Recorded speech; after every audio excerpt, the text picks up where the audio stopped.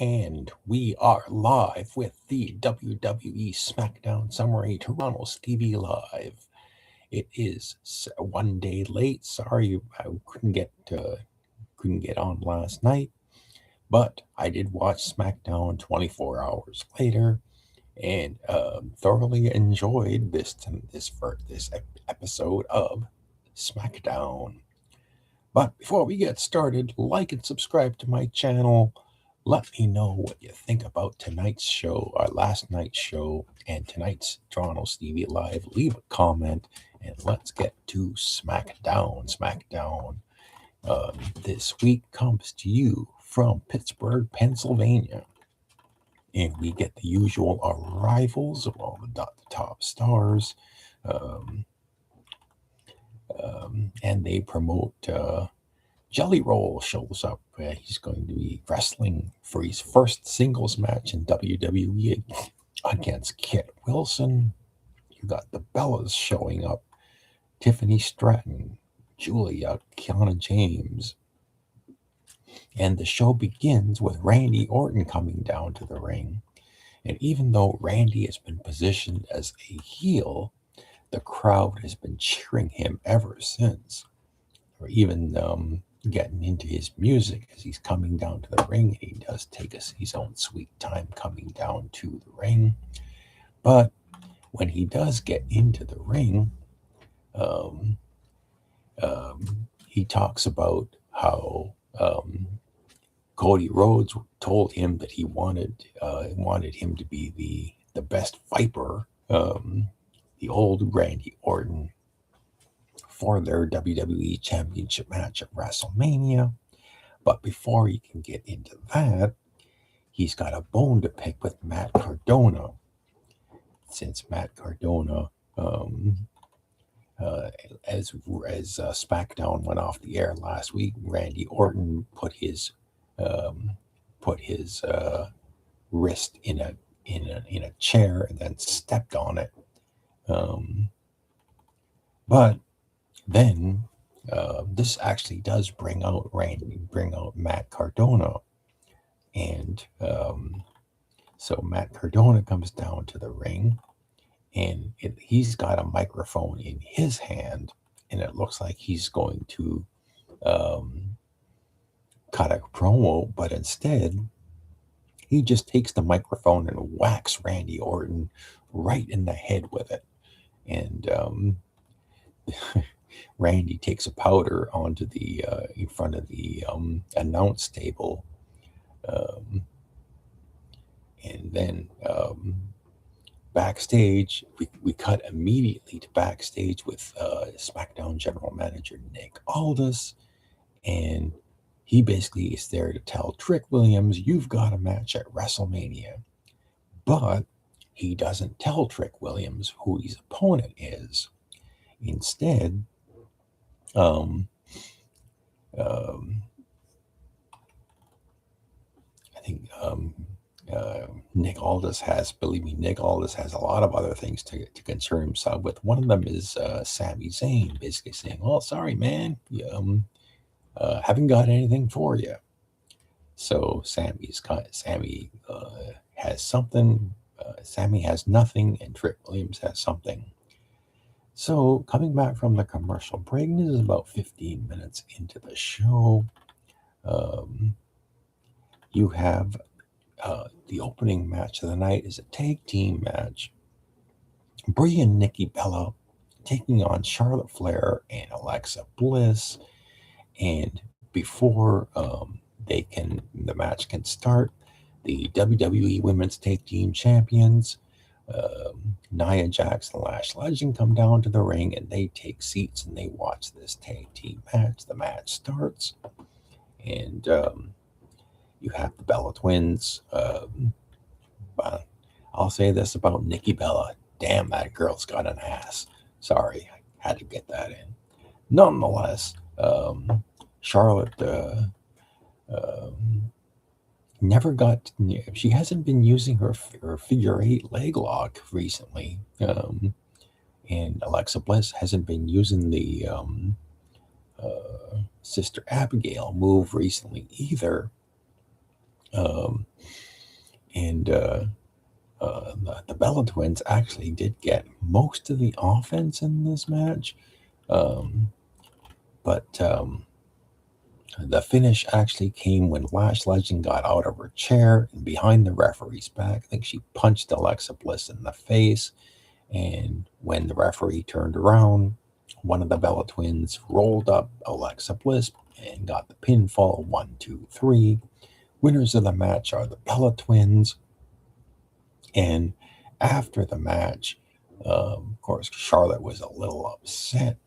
She gets they're all in the ring.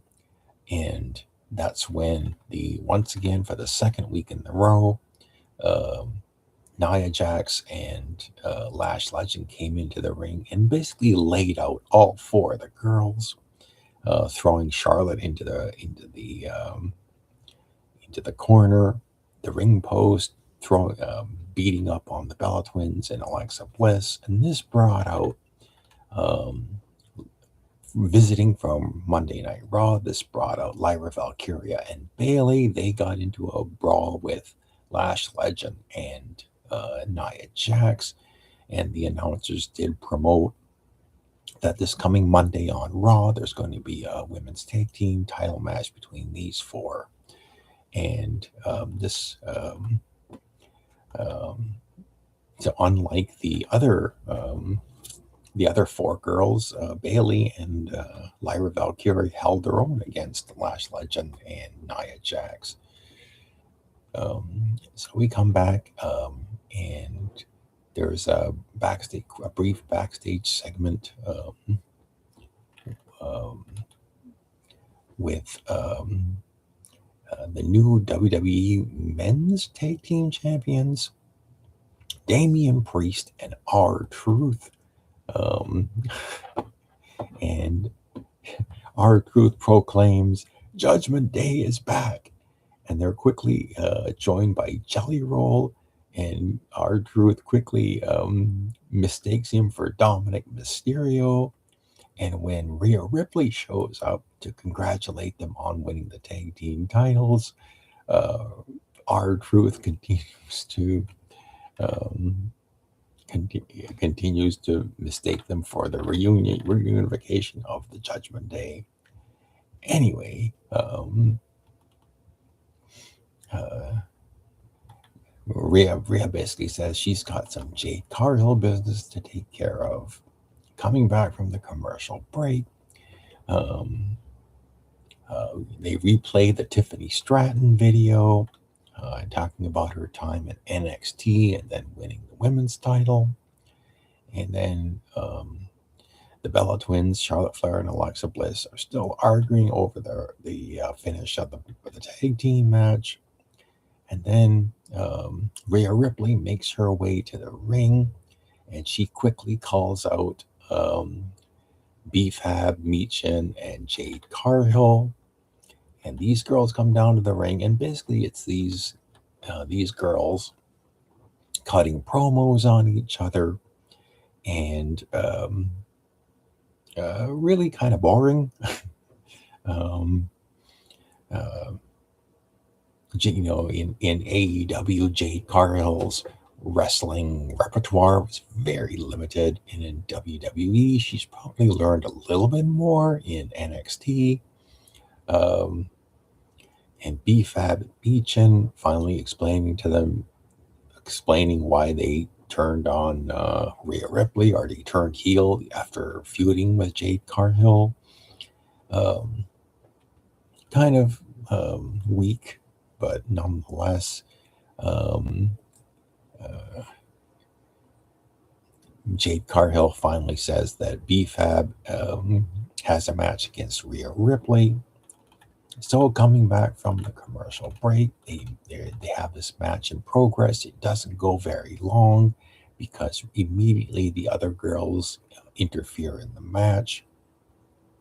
Rhea wins by disqualification, but she tries to hold her own against all three of the girls with like a headbutt.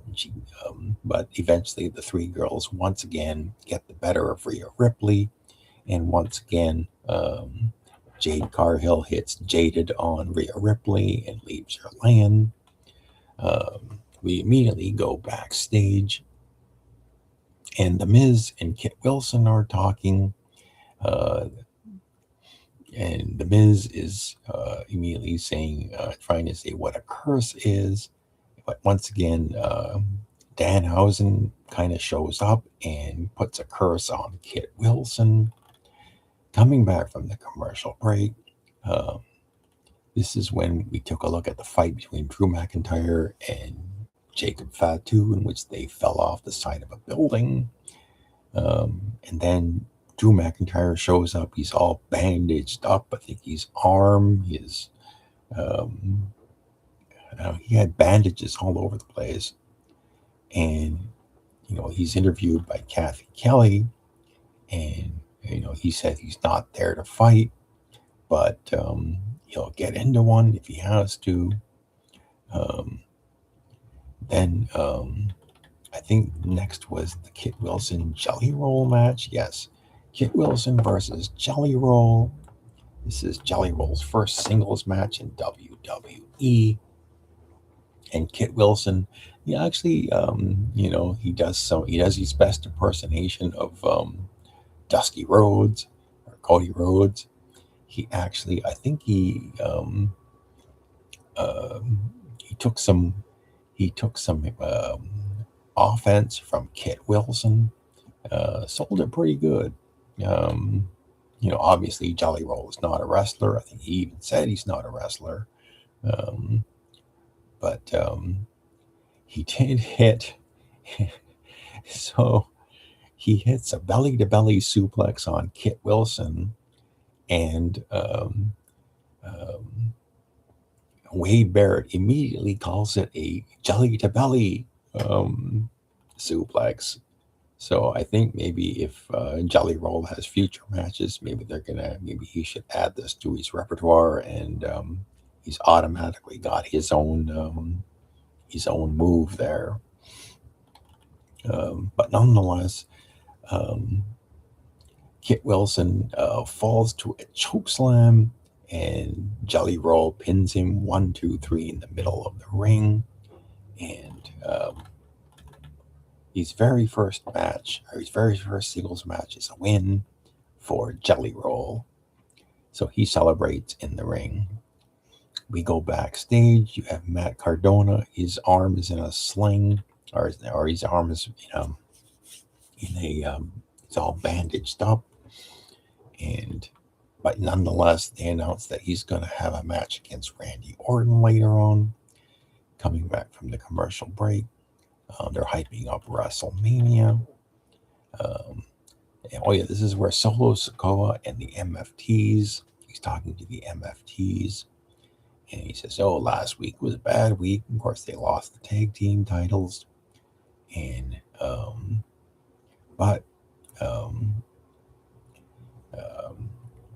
he wants his MFTs to step up, but they're immediately confronted by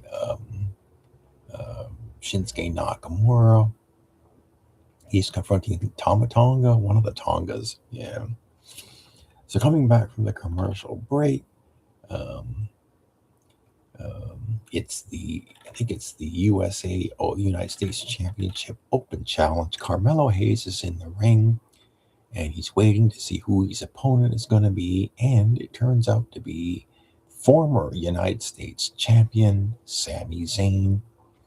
And they do mention that Sami Zayn used to have these open challenges. Actually, before him, John Cena had the open challenges as well. But Sami Zayn had the open challenges, and then Ilya Dragunov took him the title, and then Carmelo Hayes took the title, and now it's all the way back to Sami Zayn. So these two guys have a great match. It goes through a commercial break. Coming back from the commercial break, it was Sami Zayn who actually benefited from the fact that Trick Williams had come down to ringside, and Trick, I think he got up on the ring apron and he was threatening to hit Sami Zayn with a punch, but Sami got out of the way, and Trick kind of hesitated for just a moment, but he actually eventually hit Carmelo Hayes in the head, and Sami saw this, and he immediately took advantage of it, and he hit the haluba kick on Carmelo Hayes, dropped him.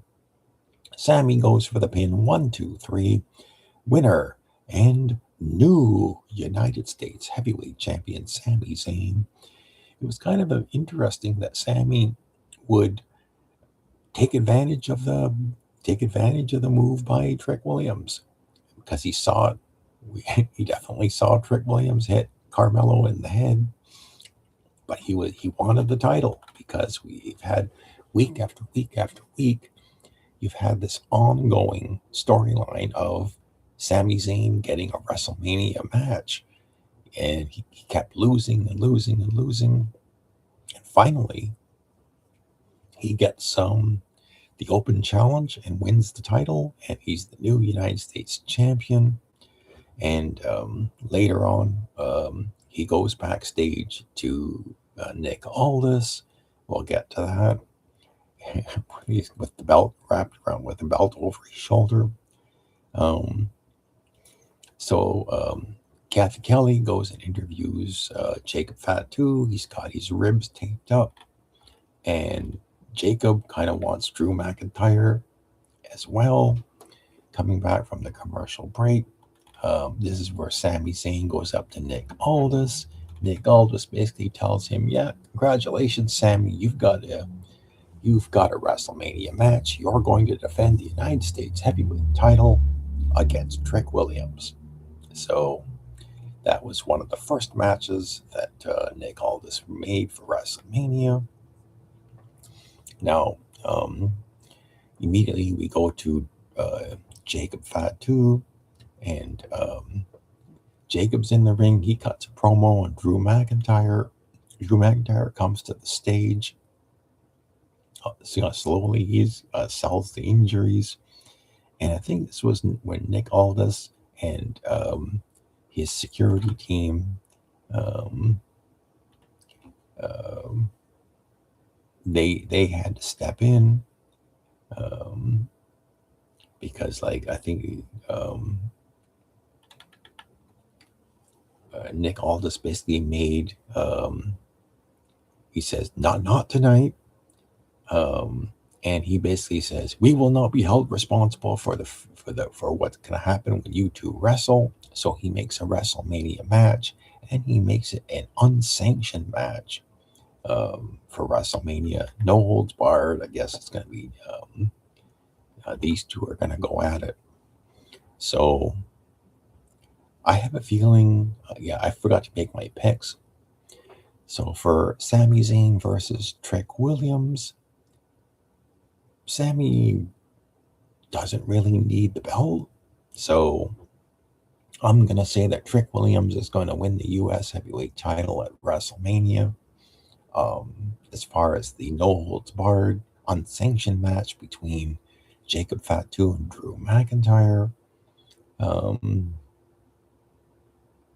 I'll give it to Drew McIntyre. Oh no, I'll give it to Jacob Fatu. I think Jacob Fatu is going to take the no holds barred unsanctioned match.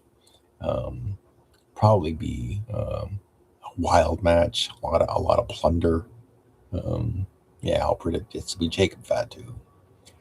So backstage, Matt Cardona is warming up when Aleister Black and Zelina show up, and then Chelsea Green runs into Tiffany Stratton. And then coming back from the commercial break, it's a non-title match for the Women's United States title, Julia versus Tiffany Stratton. Big come down for Tiffany. Now she's in the second tier against Julia, and surprisingly, she went for her prettiest moonsault, but Kiana James kind of distracted her, allowing Julia to get the win over Tiffany Stratton. Uh, Julia got her knees up. Tiffany fell down. Julia rolled her up, pinned her 1, 2, 3. So Julia, even though it was a non-title match, still beats Tiffany Stratton. So coming back from the commercial break, they do this past Monday on Raw recap of Brock Lesnar and Obafemi, and hype the Brock Lesnar Obafemi match. And then coming back from the commercial break, another one, they announced that, so then they have the Randy Orton Matt Cardona match. This really wasn't a match, but the only offense that Matt Cardona got was a Rough Rider, and he tried to pin Randy Orton, but Randy kicked out. Most of the time, it was Randy Orton beating up on Cardona's injured arm, and he just kept pounding and pounding and pounding away in, and finally he puts Matt Cardona out of his misery with an RKO. 1, 2, 3. Randy Orton wins the match. But the real story of this was what happened after. Matt Cardona immediately took a powder, and you didn't see him. That left Randy in the ring alone. He looks up on the stage, the entranceway, and he sees Cody Rhodes' bus showing up. Cody gets out. He immediately comes into the ring, or the ring area, to the stage, and once again, Nick Aldis and his security team show up to try and stop this, but once again, they're very ineffective. So the main event segment is basically a brawl between Randy Orton and Cody Rhodes, and they brawl in the ring, they brawl out of the ring, they beat up all of the security guys. This goes back and forth and back and forth. Just when you think it's over, they start brawling again. They do the basic, one guy breaks away from a whole bunch of security guys and attacks the other guy, and then the other guy breaks away from his security guys and he attacks the other guy. And then at one point, Jelly Roll comes down to the ring and gets in the ring, and he basically tries to play peacemaker between Randy Orton and Cody Rhodes. And just as he's finished talking to Cody Rhodes, he turns around just when Randy Orton breaks away from the security guys once again. He hits the RKO on Jelly Roll and leaves Jelly Roll unconscious, and then he rolls out of the ring and walks up the rampway with a smile on his face. And as he's doing this, I note that the crowd was really cheering for Randy Orton. That's one thing about this whole thing that I noticed about Randy's so-called heel turn, is that the crowd's really into him and they're cheering him. And so, he isn't really, not really a heel. He's sort of a heel being cheered by the crowd. So, I really enjoyed this SmackDown. Oh, we've got a comment here. It says, "How are you, buddy, doing?" What is this?